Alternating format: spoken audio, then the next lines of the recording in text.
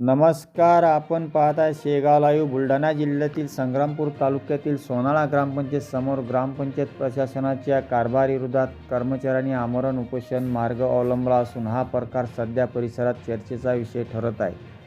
मिळालेल्या माहितीनुसार बुधवार दिनांक 4 मार्च रोजी दुपारी 4 वाजता पाणीपुरवठा विभागातील काही कर्मचाऱ्यांनी आपल्या विविध मागण्यासाठी ग्रामपंचायत कार्यालयासमोर आमरण उपोषण सुरू केले आहे.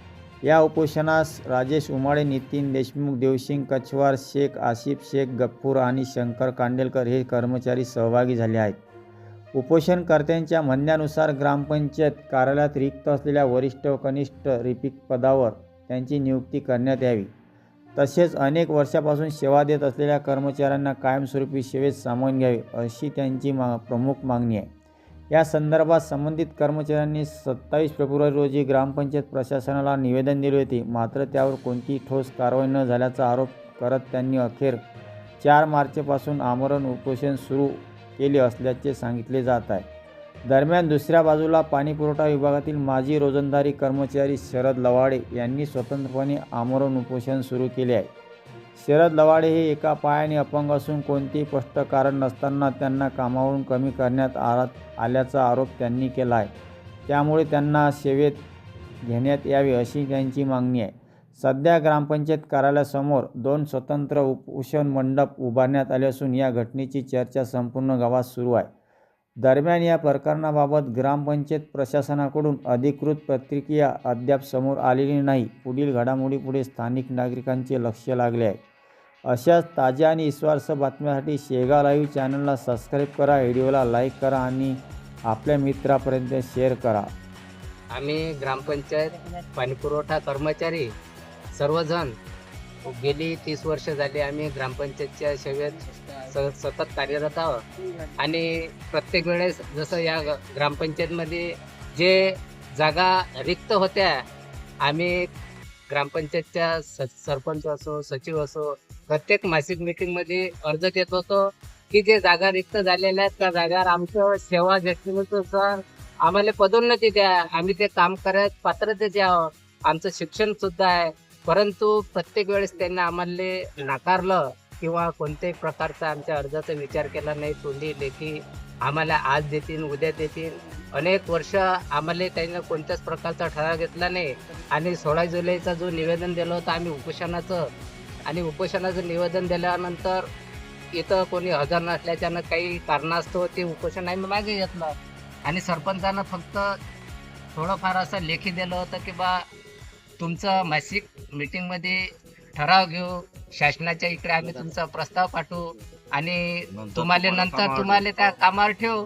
परंतु आम्ही त्या 5 महिने गेल्यानंतरही ज्यावेळेस आम्ही मॅडमने विचारलं तर आमच्या असं निदर्शनास झालं की जो ठराव आहे ग्रामपंचायतनं जो ठराव दिला की इतर लोक त्या जे रिक्त जागा होत्या त्या रिक्त जागेवर 2-3 माणसाची नियुक्ती केली आणि आम्ही त्यावेळेस मॅडमला विचारलं की बा आम्ही वारंवार तुम्हाला पत्रव्यवहार केला, लेखी तोंडी दिलं, परंतु तुम्ही त्याच्यावर आम्हाला प्रत्युत्तर दिलं नाही आणि तुम्ही एकच कारण सांगितलं की मासिक मीटिंग झाल्यानंतर आम्ही तुमच्या शासनाकडे पाठपुरावा करू.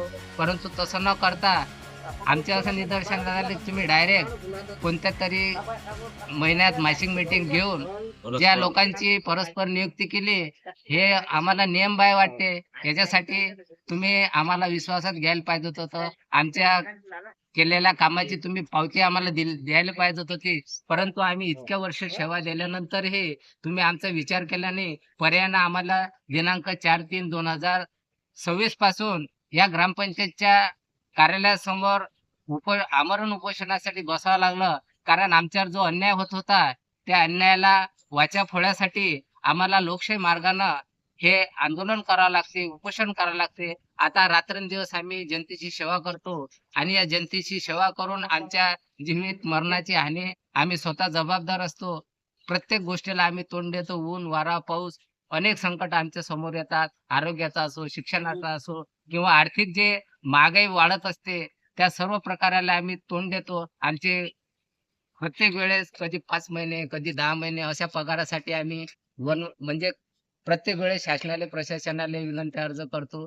परंतु वसुली नाही, वसुली करावं लागते, पैसा नाही, असे अनेक कारण दिले जातात. ते आम्ही सहन केलं.